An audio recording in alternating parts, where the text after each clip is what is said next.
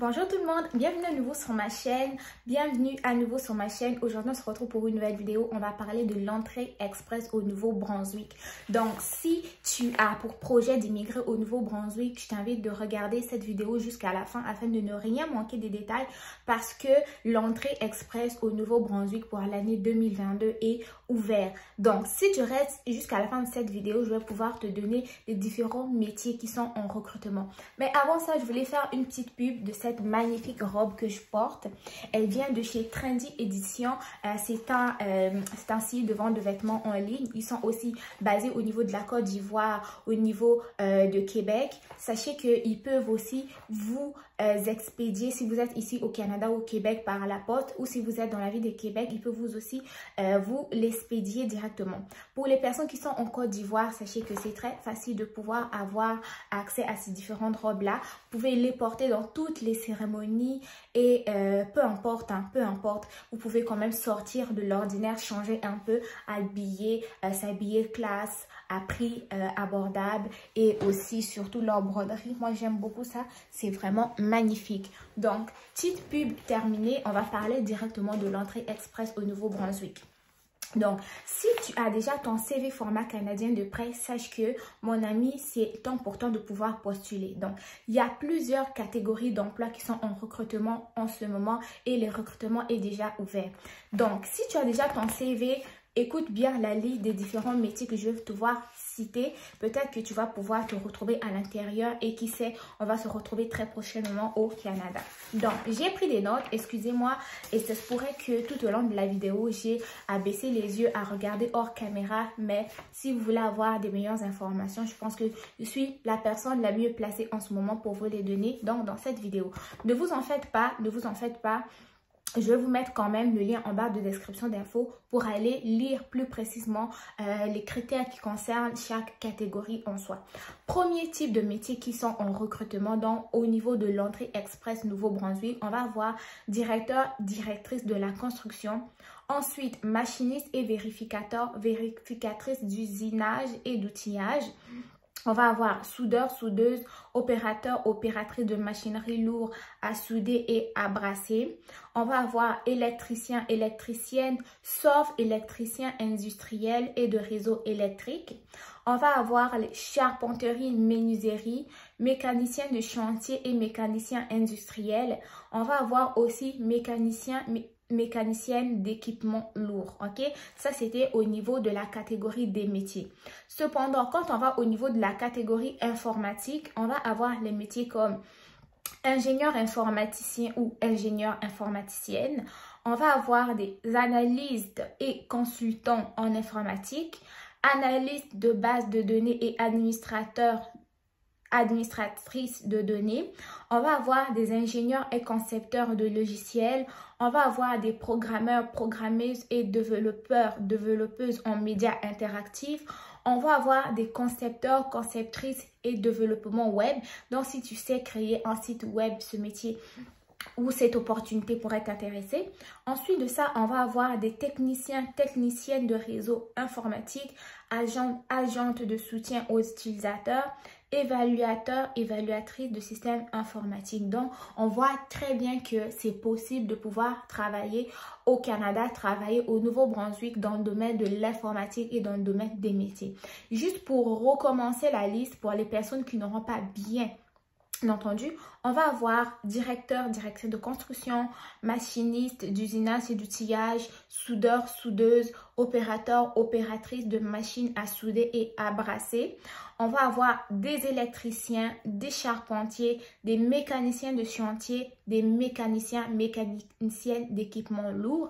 Et au niveau de l'informatique, on va avoir des ingénieurs en informatique, des analystes en informatique, des ingénieurs et concepteurs de logiciels, des programmeurs, des concepteurs des sites web, des technologues et techniciennes en dessin, des techniciens en informatique, des agents de soutien aux utilisateurs, c'est-à-dire, par exemple, tu es en train d'utiliser un site web et tu as des difficultés, la personne que tu vas appeler, c'est la personne qui va pouvoir te diriger, faire telle chose, et c'est cette personne-là que le Nouveau-Brunswick recherche en ce moment. Ou sinon, si tu es évaluateur ou évaluatrice de système informatique, ça aussi, ça pourra t'intéresser. Donc, pour être éligible à ces différentes catégories d'emploi, vous devez avoir reçu un numéro de profil d'entrée express et un code de validation de demandeur d'emploi du système d'entrée express de l'IRCC. Donc, si tu as déjà créer ton profil d'entrée express, je pense que ça, c'est la meilleure opportunité pour toi. Et donc, ce que tu dois faire, ok, si vous vous inscrivez en raison d'une connexion au niveau Brunswick et que vous n'avez pas d'expérience dans un CNP figurant dans la liste, donc si en gros tu veux t'inscrire pour le Nouveau-Brunswick mais tu n'as aucune expérience concernant un des métiers que je viens de citer dans cette liste, vous allez pouvoir indiquer autre CNTP dans votre sélection. Donc, quand vous allez vous inscrire, vous allez mettre autre CNTP. Donc, une fois que tu auras fini de t'inscrire, seules les personnes qui vont être retenues pourront être contactées. Mais no stress, si tu n'es pas retenu, sache que ton dossier de candidature va pouvoir être quand même conservé pendant 12 mois au niveau du Nouveau-Brunswick. Peut-être que tu vas pouvoir être pigé dans des prochaines sessions de recrutement. Cependant, il y a des informations importantes que je dois te dire. Dans le sens où, avant de commencer le processus d'inscription, c'est là où tout devient compliqué, les gens sont perdus, ne savent pas quoi faire. Sachez que le formulaire d'inscription, lui, va comporter donc 5 pages. Chaque fois que vous avez rempli une page et que vous cliquez sur suivant, vous ne pouvez plus revenir sur une page.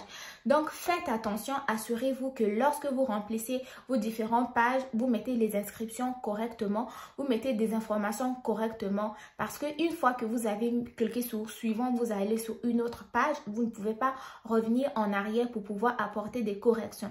C'est dans ce sens-là que plusieurs d'entre vous vont se retrouver avec des dossiers incomplets et vous ne savez pas exactement où le problème se situe. Donc, faites très attention lorsque vous remplissez les différentes pages. Ensuite de ça, vous allez avoir besoin de copies en format JPJ PDF. Format JPJ, c'est les formats photo ou format PDF, ben, c'est la version qu'on peut imprimer de votre CV. Donc, si vous avez une photo de votre CV, c'est très bien. Ou si vous avez votre CV en format PDF aussi, c'est très bien.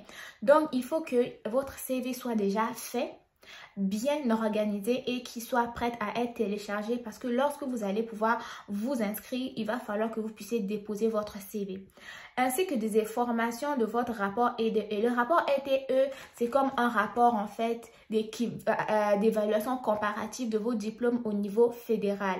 Si vous ne savez pas comment se font l'évaluation comparative des diplômes, que ce soit au niveau fédéral ou provincial, ne vous en faites pas, je vous fais une vidéo tout de suite après celle-ci.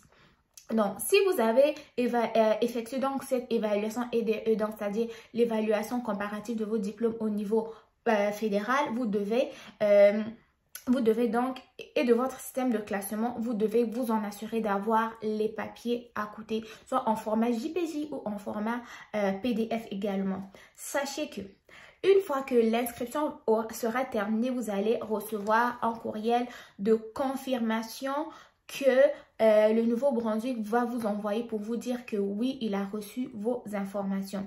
Donc, si tu as soumis tes informations et que tu n'as pas eu de courrier de confirmation, revérifie d'avoir terminé les dernières étapes comme il faut, d'avoir rempli ton adresse courriel comme il faut. Parce que je vous le dis toujours que assurez-vous d'avoir une adresse email qui fonctionne très bien. La plupart du temps, le gouvernement, l'Immigration Canada va la plupart du temps communiquer avec vous par courriel. Donc, si vous avez des informations qui sont erronées, votre adresse email qui est erronée, ça se pourrait que l'immigration IRCC veut vous envoyer des documents, mais malheureusement, votre adresse n'est pas exact et vous ne recevez pas les correspondances et vous vous posez plusieurs questions. Est-ce que j'ai été retenue? J'ai pas été retenue? Qu'est-ce qui se passe et tout? Donc, quand vous remplissez chaque partie, assurez-vous de lire 2 ou 3 fois. Ne soyez pas pressé. C'est mieux de faire les choses comme il faut que de les faire à moitié. Donc, j'espère que ma vidéo vous aura plu. Ce que vous devez faire, c'est directement aller chercher votre CV, le préparer, l'organiser, l'enregistrer soit sous format JPJ, c'est-à-dire format photo ou en format PDF.